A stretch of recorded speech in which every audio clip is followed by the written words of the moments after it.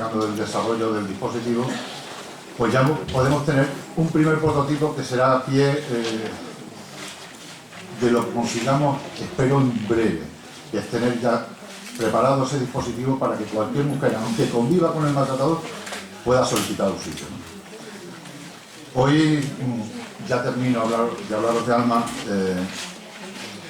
Hoy creemos que, aparte del desarrollo de este dispositivo, creemos que algo importante era traer a Badajoz a tan importantes personas para que nos hablaran, y sobre todo soy egoísta, para que me enseñaran a mí, porque yo soy muy profano y quiero aprender mucho.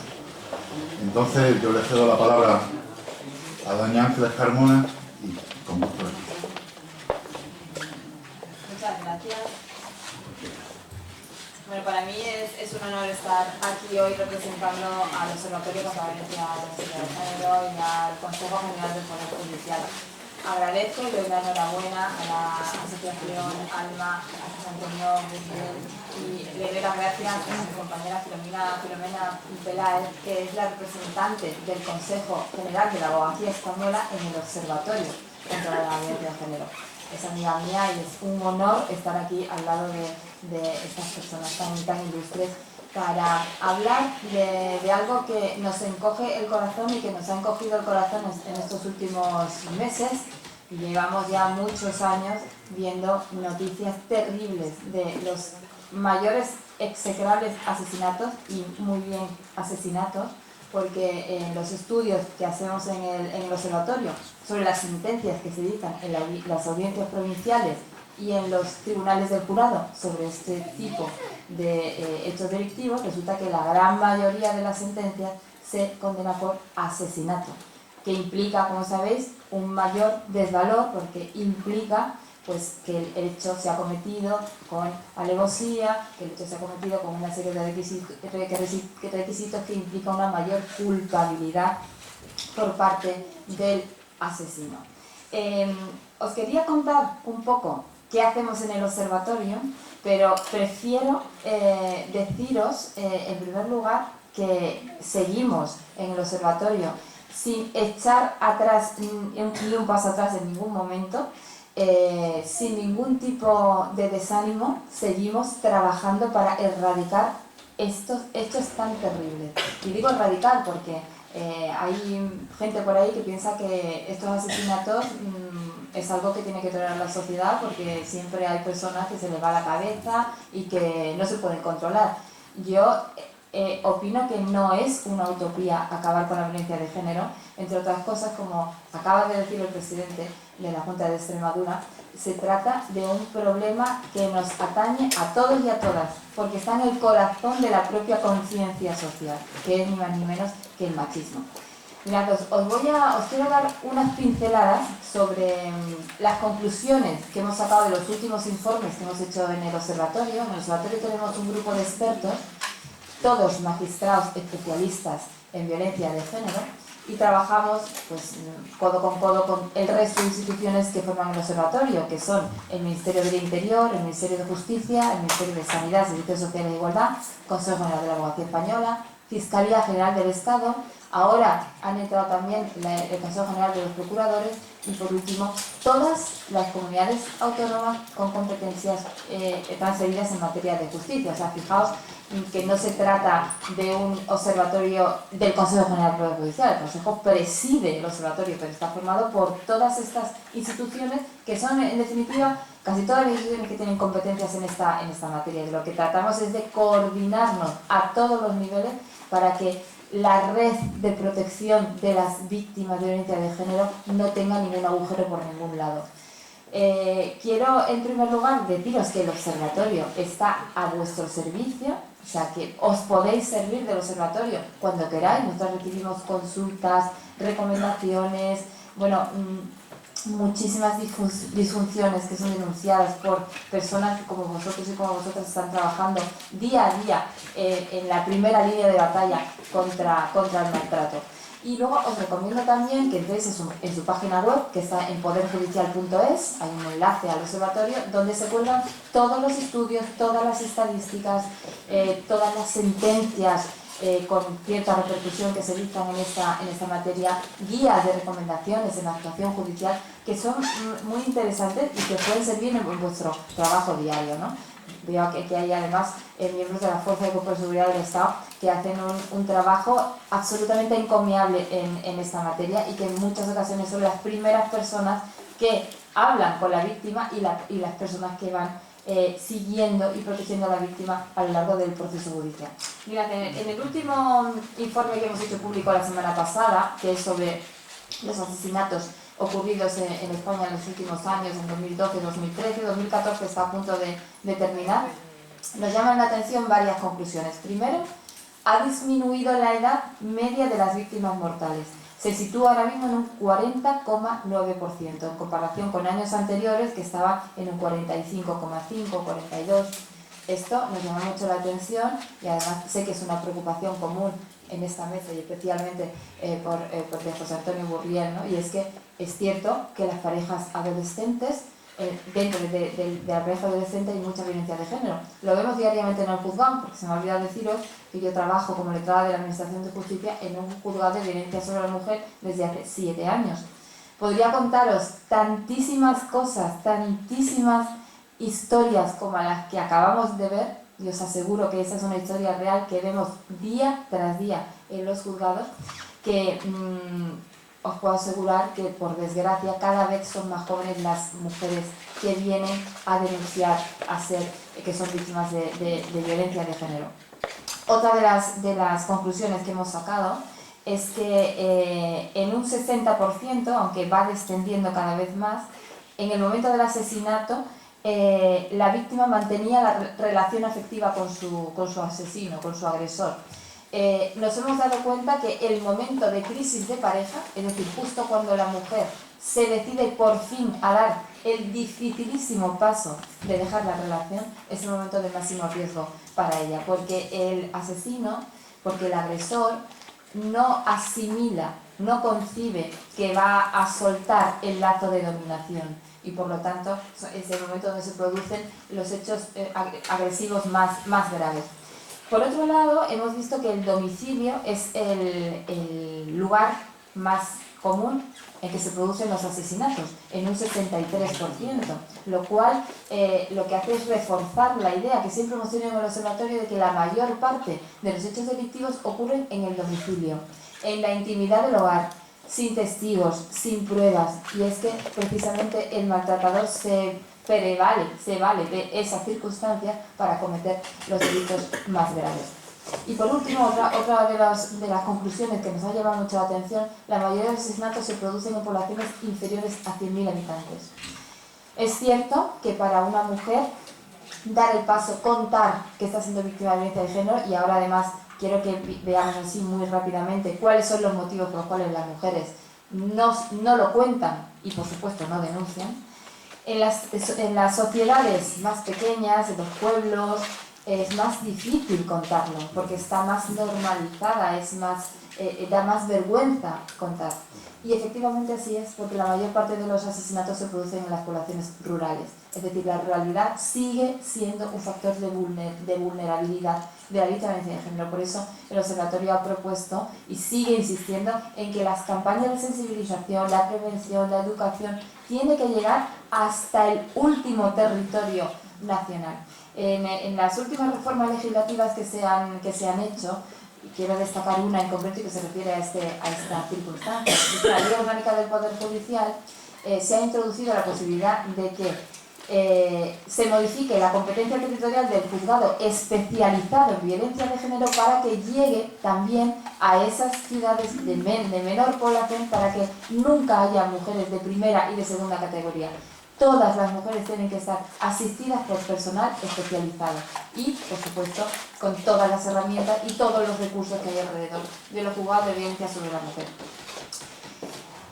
La última conclusión y la más importante quizá es que, y es lo que más nos preocupa en el observatorio, en los casos en que la mujer asesinada ha denunciado con carácter previo, porque si algo no nos podemos permitir en una sociedad democrática es que una mujer que por fin haya decidido dar el paso para denunciar, tenga que morir asesinada. Y eso es lo que más nos preocupa. Hacemos un examen muy pormenorizado de cada uno de estos casos para saber qué es lo que ha pasado y para que nunca más pueda ocurrir. Bueno, pues en esas denuncias previas hemos detectado que los hechos que se denuncian son hechos que no tienen una envergadura, no son hechos de unas lesiones muy graves, son a lo mejor hechos de dominación sutiles, a lo mejor de delitos de un 153, amenazas, maltrato de obra o maltrato de palabra, lo cual ¿qué quiere decir?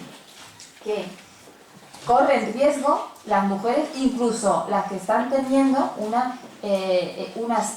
hechos delictivos y un ánimo de dominación del agresor que no lleva a unos hechos más graves. Quiero decir, cuando las mujeres mueren asesinadas, con carácter previo, siempre han pasado por una escalada de violencia que empieza por la violencia de control. Por eso es tan importante que la mujer perciba que esa violencia de control, aunque parezca sutil, puede llevar a acciones mucho más graves. Y la única manera es sintiéndose apoyada por las personas que tienen a su alrededor. Quería llamar la atención y me encantaría que consultarais en la página del Ministerio de Sanidad, Servicios Sociales y Igualdad, en la Delegación del Gobierno de Violencia de Género, un estudio que se ha hecho que viene totalmente al caso por la preocupación que tenemos todos, sobre la inhibición a denunciar de las víctimas de violencia de género. Tenemos también la macroencuesta del año 2015 que está basada en entrevistas hechas a mujeres, no en denuncias, que es lo que hacemos en el Consejo, sino entrevistas hechas a mujeres. Y las conclusiones que saca me encantaría pues, llamar la atención en 2 o 3 importantísimas. En primer lugar, vemos que el 67,4% de las mujeres víctimas de violencia terminan la relación violenta debido al maltrato. Es decir, hay ahí un porcentaje muy alto de mujeres que están siendo maltratadas y que no llegan nunca a terminar con la relación afectiva con su maltratador. De esta encuesta se deduce que el maltratador en general siempre va a impedir que la víctima salga de su ámbito de dominación y que pida ayuda y por supuesto siempre va a impedir que denuncie. La víctima de violencia de género sufre un deterioro psicológico de tal calibre que le resulta prácticamente imposible pedir ayuda, contarlo, denunciar. Hay una sentencia, que la tenemos colgada en la página, interesantísima, de la Audiencia Provincial de Granada, creo recordar, en la que se absuelve a una mujer por el homicidio de su marido, precisamente por ese miedo insuperable que le provocó un maltrato de años y años y años, con golpes en la cabeza de tal calibre que las secuelas psicológicas eran tan tremendas que la hicieron inimputable para cometer ese delito. Ese deterioro que sufren esas mujeres es muy para tener en cuenta, para darse cuenta que esas mujeres necesitan una reparación psicológica antes de dar el paso y denunciar. Por eso, en muchas ocasiones, las primeras personas que hablan, por eso que son los asistentes sociales que estáis aquí, las personas que estáis en las asociaciones de mujeres, en las unidades de coordinación de violencia de género, los letrados y las letradas, que son los que van a asistir en el momento de interponer una denuncia, tienen la responsabilidad de trasladar a la víctima la información, la formación, el apoyo, todo, para que esa mujer pueda continuar con el procedimiento, que es un proceso dificilísimo. Bueno, ¿por qué las mujeres no denuncian a su agresor? Lo tenéis aquí en la encuesta. En primer lugar, por diversos miedos. ¿Y qué miedos? Primero, al maltratador y a sus reacciones. La mujer que viene a denunciar, he asistido a miles de declaraciones de mujeres víctimas de maltrato, la mujer lo primero que dice es: yo no quiero que mi marido o que mi pareja vaya a la cárcel. No, yo lo que quiero es que me deje en paz. Es que las mujeres realmente no son conscientes de que se trata de un delito que está castigado con penas muy graves y que constituye un ataque a los derechos humanos. Ya lo han dicho las organizaciones internacionales. Tienen miedo al proceso judicial, tienen miedo a no ser creídas en el procedimiento judicial, tienen miedo a perder a sus hijos, porque los maltratadores las amenazan con que si lo denuncian se le van a quitar a sus hijos, se le van a quitar la custodia de los hijos.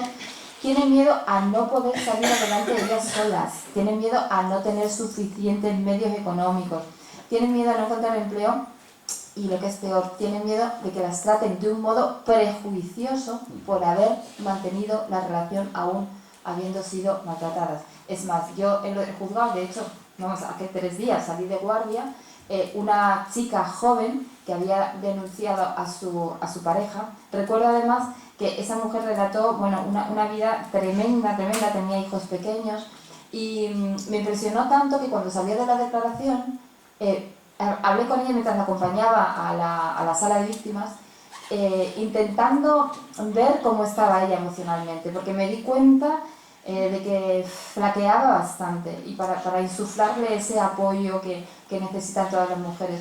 Y yo le decía, pero ¿vas a volver con él? ¿No vas a volver con él? Y él decía, no, yo no vuelvo más, lo que me ha hecho, tal. Bueno, pues a la semana siguiente la tenía ahí en el juzgado, que venía con él renunciando a seguir con el procedimiento.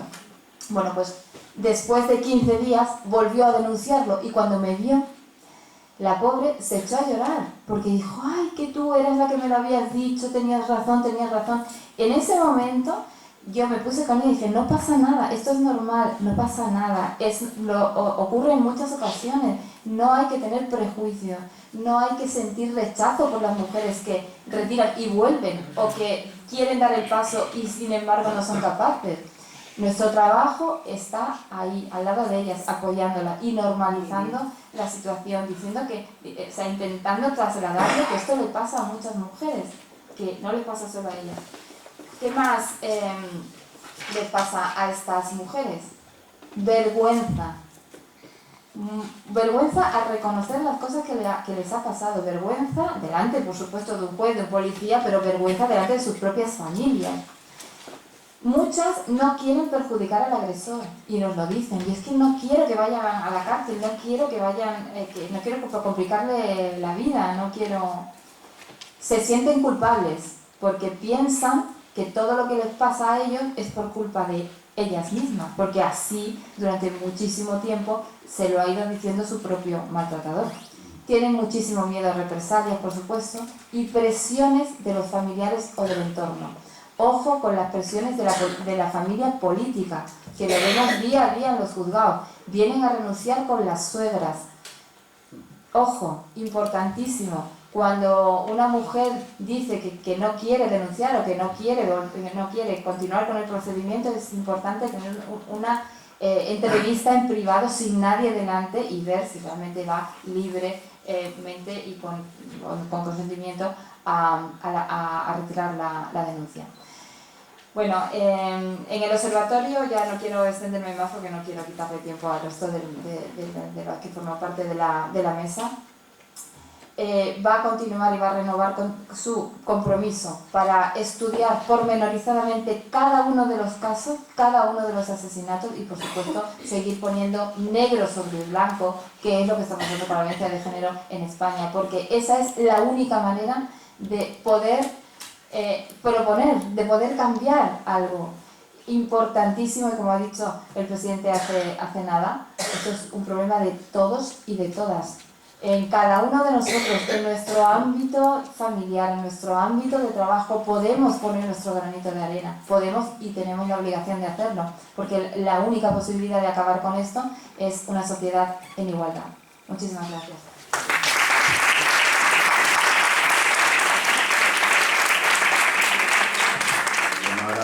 Ahora pasamos la palabra a doña Filo, decana del Ilustre Colegio de Abogados. Muchas gracias, Gregorio.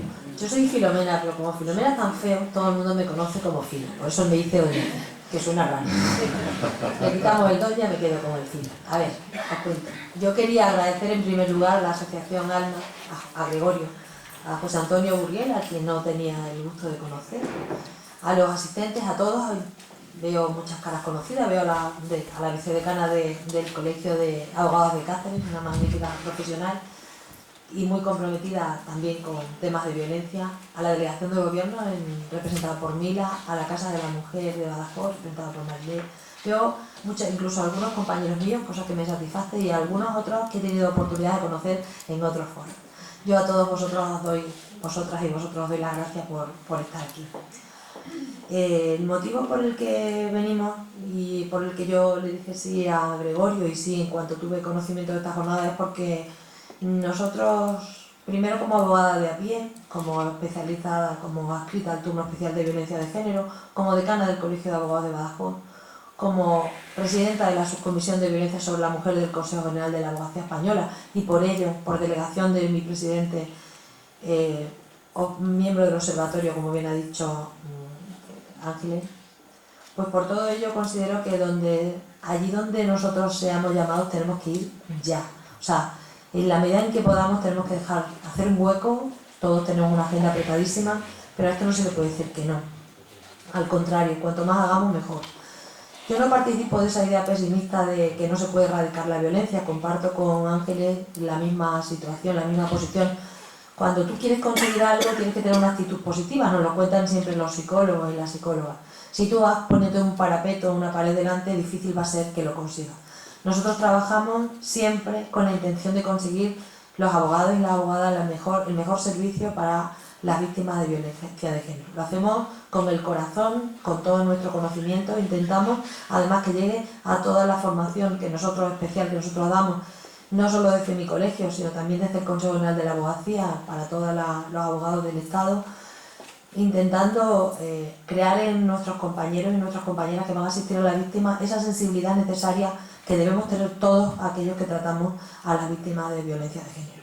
No se puede olvidar que junto a esos conocimientos técnicos tan absolutamente necesarios para conseguir defender mejor sus intereses y sus derechos, siempre tiene que estar unido de la mano de la sensibilización. Lo vemos en policías, fiscales, en jueces, en todos aquellos forenses, todos aquellos que tienen una relación directa, y todos vosotros cuando asistimos a la víctima, cuando la atendemos en algún momento, tenemos que ser muy conscientes de esa, pues eso que hemos visto en el vídeo, que nos ha servido de presentación esta jornada, en donde se ve esa sensación de angustia y de confusión en la que vive muchas veces la víctima. Yo le decía a José Antonio, que me decía, decana, ¿te ha gustado el vídeo? Y le decía, me ha gustado, y transmite muy bien una situación real y angustiosa, pero no es esa la verdad de toda la violencia, es decir, ni hay droga, ni hay alcohol, ni hay delincuencia.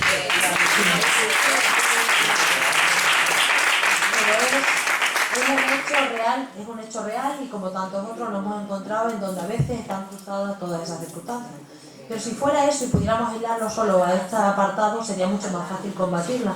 Lamentablemente, lo que ocurre es que, empezando por el micromachismo y acabando por la violencia brutal, yo os invito, si queréis, tenéis oportunidad, en laabogacía.es, en la web de la abogacía, hace 2 días, que se ha movido mucho por las redes, en este caso he sido yo la que ha colgado un artículo en donde hablaba de después del 7N, qué pasaba después del 7N, y a medida que lo iba redactando me iba enterando y teniendo conocimiento de nuevos asesinatos, y de las medidas y de la posición y de que todos tenemos que estar juntos, unidos en una misma dirección.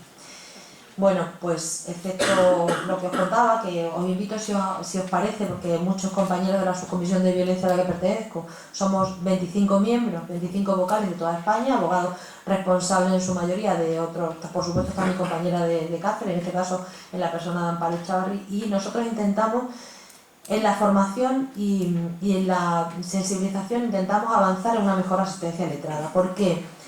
Con ese fin nosotros publicamos hace un par de años la Guía de Buenas Prácticas. En ella lo que pretendemos era plasmar los criterios de actuación de una manera muy sucinta, muy breve, muy práctica, muy plástica, de qué tiene que hacer un letrado que se adscribe o que va a atender por primera vez a una víctima de violencia de género y no sabe, tiene que saber primero que no está ante una víctima de otro tipo de delito, no está ante una víctima de un robo en donde no tiene ninguna conexión ni importancia, al contrario.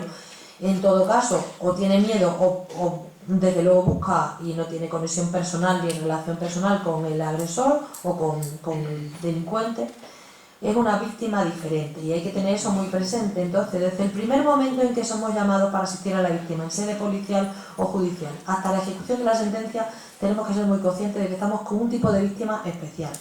que necesita y requiere unos cuidados especiales y desde luego, como bien decía Ángeles, la comprensión absoluta en sus vaivenes, en los vaivenes y en las contradicciones y las ambigüedades en las que se va a presentar.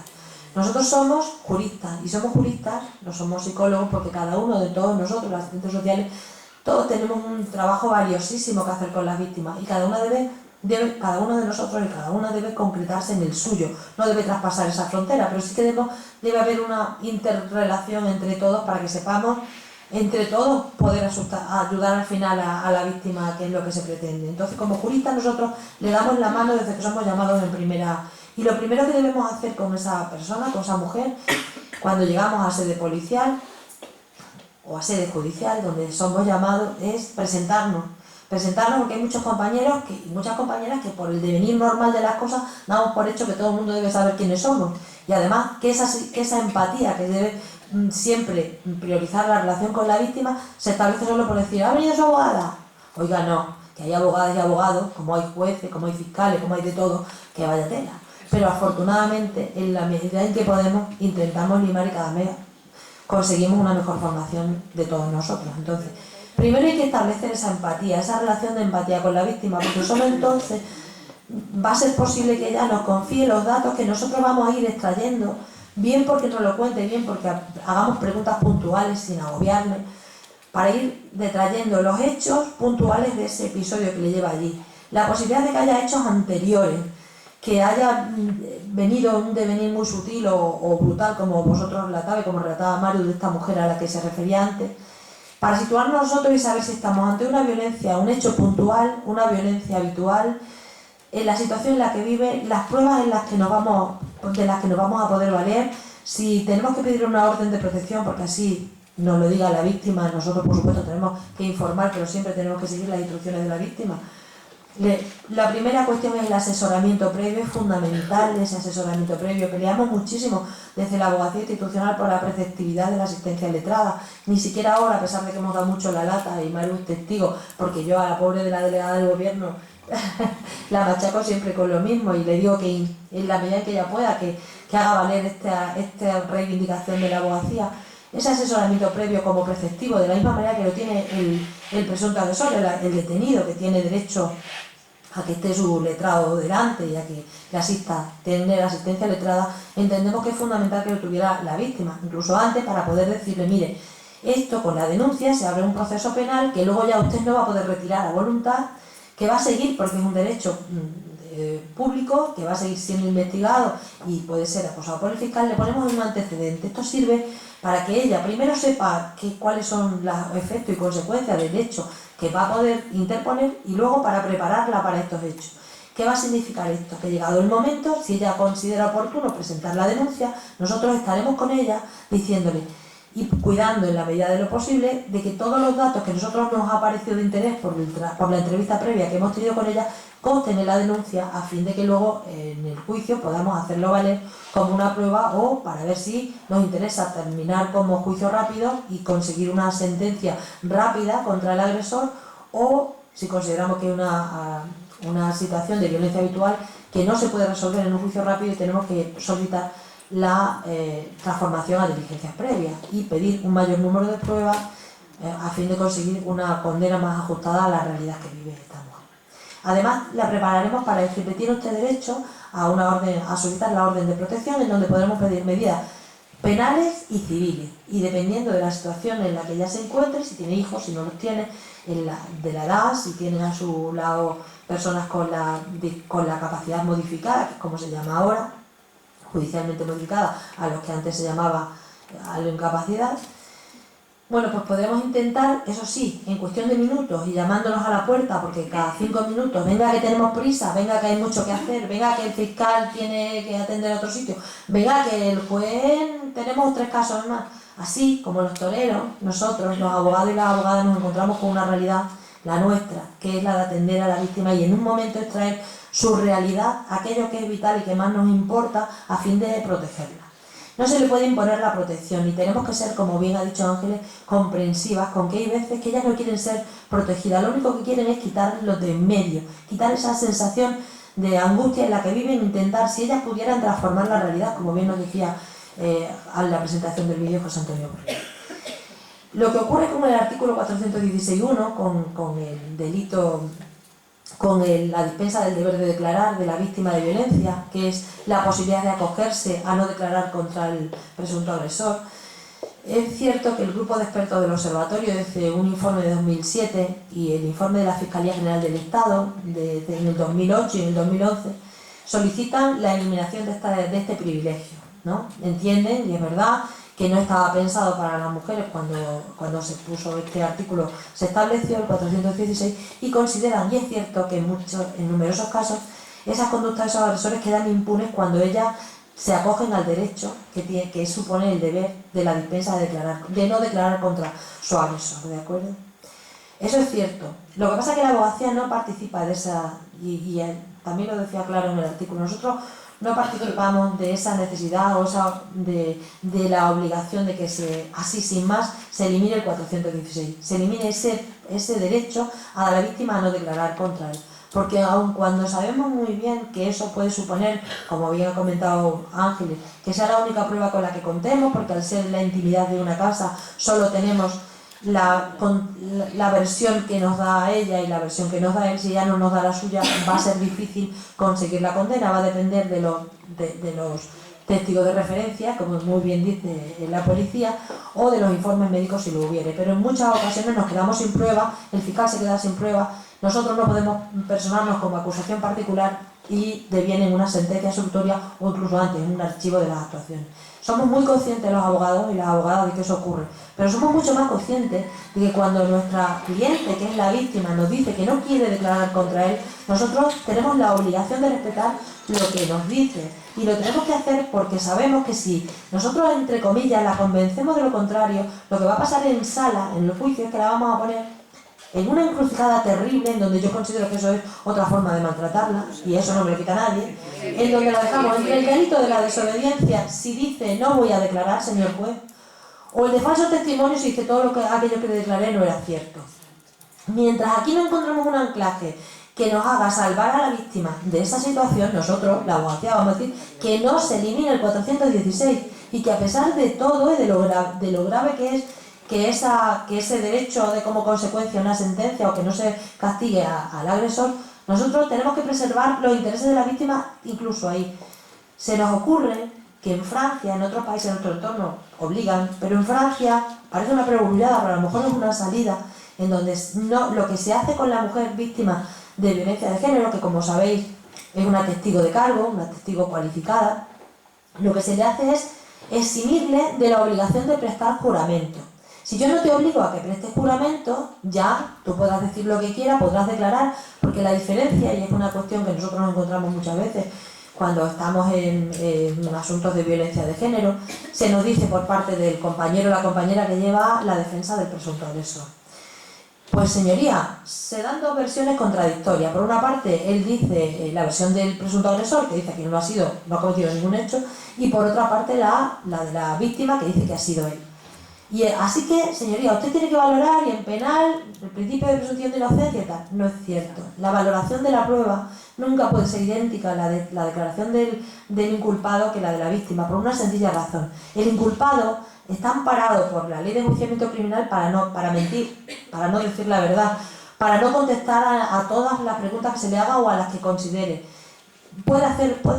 Tiene un abanico que se le niega a la víctima, donde la víctima, como es una testigo, tiene la obligación de contestar a todas las preguntas que se le formulen y tiene la obligación de contestar verdad bajo el apercibimiento de falso testimonio. Así que figuraos si no puede ser nunca igual. Lo que ocurre, y enlazo una cosa con otra, pero espero explicarme, es que para que esta declaración de la víctima, si decide declarar, que además hay sentencias que dicen que ha de ser advertida de esta dispensa en cada una de las fases del procedimiento, instrucción, plenario, porque si no, no se puede arrastrar y no se puede unir a las actuaciones sumariales si no se le ha advertido cuando va a presentar declaración en policía, ¿verdad?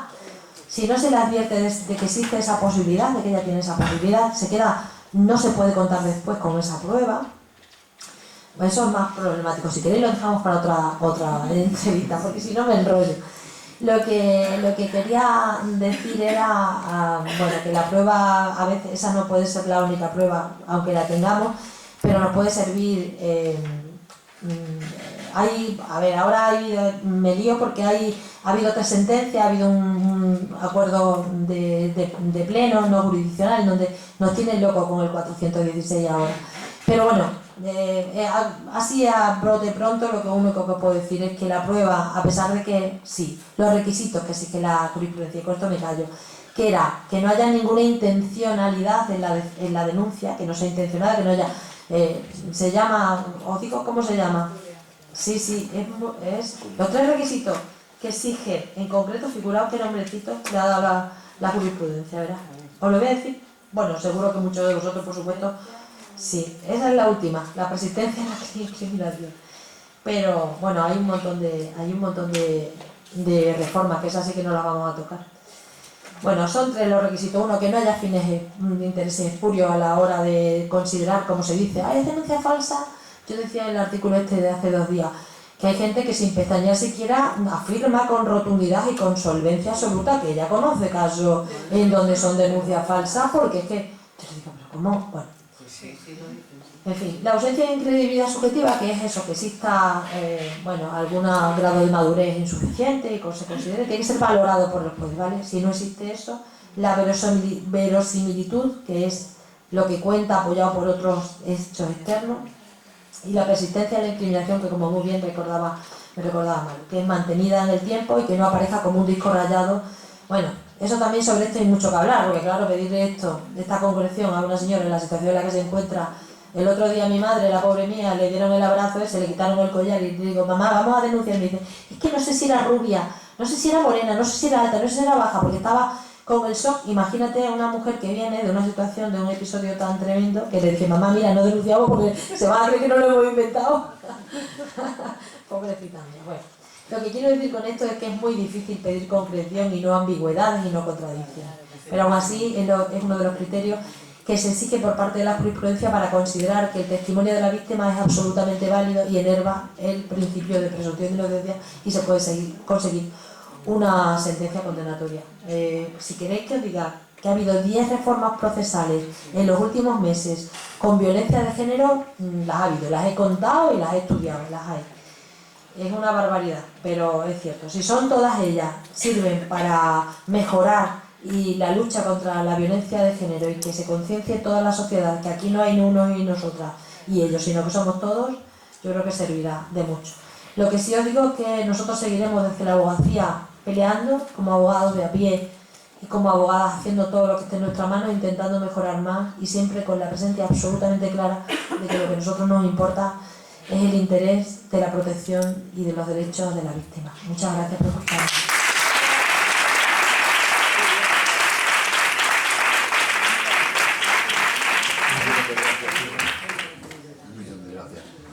Bueno, ahora le cedemos la palabra a don José Antonio Burriel, presidente de la Asociación Nueva Violencia de Género, y que junto con nosotros pues, ha tenido el placer de organizar esta jornada. ¿Esto cómo funciona? Es que no tengo... Ah, ¿está funcionando? Hombre, muchas gracias. Vamos a ver, yo me he hecho un lío de lo que pensaba escuchando.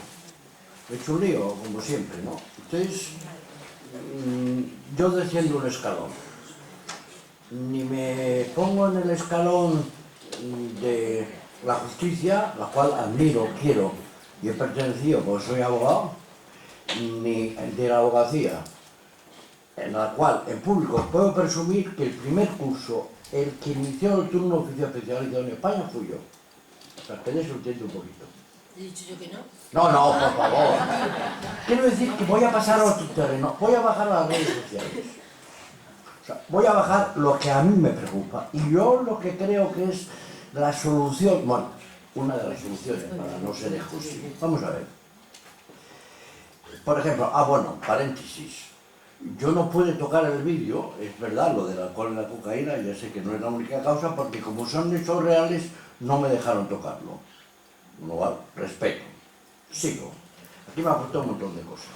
La suelto. Yo ya sé cómo funcionan los abogados y que hacen un papel fundamental. Pero ahora sale el Pepito Grillo. No pueden tardar 2 y 3 horas a acudir a una comisaría para atender, porque toda la mujer tiene prisa, se va, y el policía lo que dice es, por favor, pues ya declarará usted ante el juez, porque hay prisa o hay más gente. Si queremos de verdad atender a la ley, que es la asistencia letrada antes de la denuncia, con lo cual evitamos muchos problemas, hay que inventar algún sistema, ponerle lo que haga falta para que cuando llama a la policía en media hora esté el abogado allí. Hay que poner un coche oficial porque si le quita otro coche oficial y se hace eso. Porque es el único modo de asegurar algo que es... Después, ya no me meto un poquillo con la policía, porque siempre para repartir. Es que eso no funciona así, perdón. No, ya lo sé, ya lo sé. La víctima puede denunciar sin que esté presente la letrada de oficio. No, pero la ley dice... la ley dice... Es un derecho, no es una obligación. Bueno, pero que es un derecho que vamos a respetárselo porque es cada vez después para que sea condenado el maltratador. No, pero... No. Antonio, pero Perdone usted, pero Si todo ya sé lo que que tiene dice la razón, señora y Filo... ya sé que yo también tengo razón. Cuando Los dos. la víctima dice que quiere la asistencia letrada, ellos esperan. Cuando dice que no... Bueno, pero no estoy diciendo que no. No estoy refiriendo a decir que no. No estoy refiriendo a que diga que no. Estoy refiriendo a decir usted que sí, la asistencia, usted tiene derecho para que hay que informarle, entre otras cosas, la asistencia letrada, que hay que decírselo porque eso está. Se le informa muy bien y se le trata muy bien. Muy bien. No, sí, ya lo sé, si no me entiendo con la cosa. Ya lo sé. Llamamos a un abogado, sí, 2, 3 horas, y sé lo que me digo. O sea, porque además es así, vamos, no negarlo, es así. Y después vienen las prisas, y después viene un protocolo del ministerio, etcétera, etcétera, después hay que llenar la denuncia. Ya sé que ese protocolo cuesta mucho tiempo rellenarlo, pero si se rellena bien y el abogado le ha dado instrucciones para que se rellene bien, después cuando venga a jugar las cosas cambian. Lo importante es una cosa que digo, fíjate que estoy diciendo que hay dinero, ponga dinero para que exista. Voy a decir muchas cosas de ese estilo, pero eso a la mujer en la calle le afecta, porque ahora tengo un tema para mí fundamental. No lo ha dicho Ángeles, pero yo suelo asistir, me llaman y tal igual, y veo las casillas de atenciones de lo que se hace dentro de esta mujer. Levanto la mano, como me conocen, Dios bendito. Y digo, ahí falta una casilla. ¿Cuántas mujeres que han sido atendidas por los centros de recuperación de verdad han recuperado su vida? Porque eso es lo único que me importa como ciudadano. ¿Cuántas? No se me conteste que eso es difícil saber. No es difícil saber. Y esa es la clave para que muchas mujeres rompan el silencio. Pongo un ejemplo, con perdón, el cáncer de mama. Hasta hace 7 u 8 años, poner la edad que queráis, no se oía hablar del cáncer de mama para nada. Había como vergüenza en decirlo. Ahora uno puede escuchar, pues oye, me ha hecho una prueba tal, oye, pues a fulanita, no, claro, ya está muy bien. Se habla con naturalidad porque es una enfermedad, ojalá no existiese. El día en que en la calle se va, mira fulanita, ¿te acuerdas? Poblaciones pequeñas, fue maltratada y después se condenó. Mira que está muy contenta, mira cómo está, ha recuperado su vida, tiene trabajo. Ese día habrá otra mujer que escuche y dice, luego de la salida es verdad. Por tanto, hay que hacerle ver, decir, amigas supervivientes, pero hay que mostrarlas, no hace falta la cara, que se oiga que la mujer está recuperada, que se oiga. Y para eso están las redes sociales, otra cosa que suelo decir. Hay que, a ver si me sale la palabra, hay que, de una vez por todas, desjudicializar el tema de la violencia de género. Porque por la calle el tema de la violencia de género se identifica con policías, en el sentido policía judicial, etcétera, con juzgados y con fiscales. No, señor. Y con usted, vecino de la droguería. No, esto es cuestión de los jueces de la policía. Se ha cargado tanto la tinta y la ley integral es sensacional. Hay que reformar cosillas, como siempre, las cosas se ponen un poquillo viejas, pero está judicializado el tema de la violencia de género. La gente en la calle, el tema eso, de la policía, guardia civil, etcétera, etcétera, y de los jueces de los fiscales, pues no, ¿verdad? Es tema nuestro, de cada uno de nosotros. De cada uno de nosotros. Del que sabe y lo denuncia, del que no protege a la mujer, del que no le dice a la mujer, antes decía Ángel, no denuncia por vergüenza. Hay que quitar la vergüenza. Yo siempre cuento una anécdota tremenda, juzgado de guardia. Llega una mujer, presente estaba yo hace muchos años, pues dejé de ejercer abogacía para dedicarme a esto. Y entró una señora diciendo, ¿dónde denuncio que me han robado el bolso? Aquí, señora. Ya. Y se volvió a la gente, habló que la viene. hecho un tiro. Y 67 estaría liado. Y de pronto todo, 30 y pico años. Señora, sí, que denunciar usted malos tratos, siéntese y ya la llamamos. Se sentó escondida, claro. Pues todo el mundo miraba malos tratos. Algo habrá hecho, pensaba la gente. Y yo, de vez en cuando se levantaba la del tirón. Y lo que tengo prisa, que tengo que ir de compras. Y de pronto, el oficial, la de los malos tratos, hubo que salir corriendo porque salía por la puerta. Real. Y estoy viendo, es decir, el entorno social. O sea, hay que admitir, somos un país machista, tardaremos, porque pillamos el Atapuerca mucho tiempo liquidarlo, el Atapuerca aquí no se quita las cosas con una vacuna, ¿eh? Es decir, tenemos mucho trabajo que hacer. Pero hay que reflejar. Esto es una cuestión de la sociedad, no solamente de los jueces. El observatorio cumple su misión y muy bien. La abogacía cumple su misión y bastante bien. ¿Y la sociedad? Señores, decirme, muy bien, pero en la sociedad. O sea, mientras no lancemos la carga de resolver el tema del machismo a los ciudadanos, a nosotros no conseguiremos nada. No lo conseguiremos. Somos nosotros. ¿Quiénes somos nosotros? No solamente las relaciones que hacen un papel maravilloso. Si las relaciones de mujeres no hubiera habido lugar en la ley integral. Y tengo testigos aquí que lo pueden justificar. Bueno, ya lo sé yo. Si las relaciones de ayuda no se recuperarían las mujeres. Si no sé qué, si no sé cuánto, sí. Y si los vecinos del barrio, si las relaciones de vecinos, si las AMPAs, que son hombres y mujeres, sin el núcleo de la sociedad. Claro, no se le puede pedir, Ángel lo ha hecho muy bien, y también no esperó porque lo han hecho muy bien, han recomendado páginas sensacionales, pero la ve el niño que es experto en internet y en ese tema.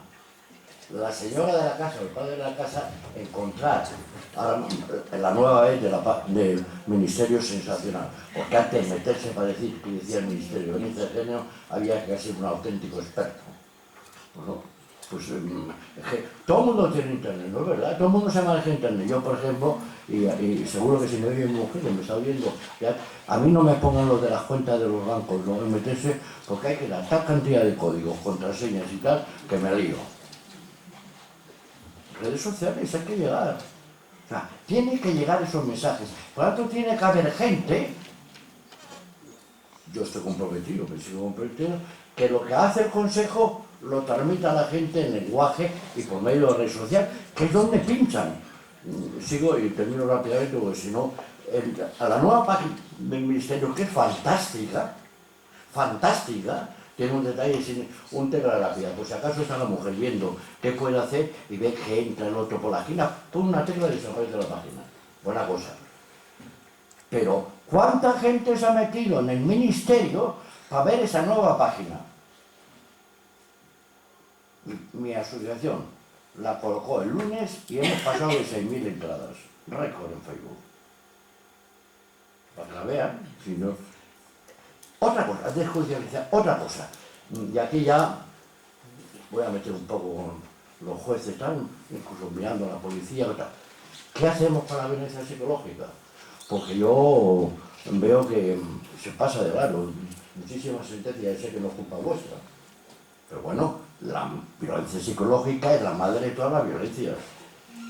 No hay ninguna violencia física que no esté precedida o continua sin violencia psicológica. Ninguna. Y claro, como es difícil de probar, bueno, pues nada de procedimientos rápidos.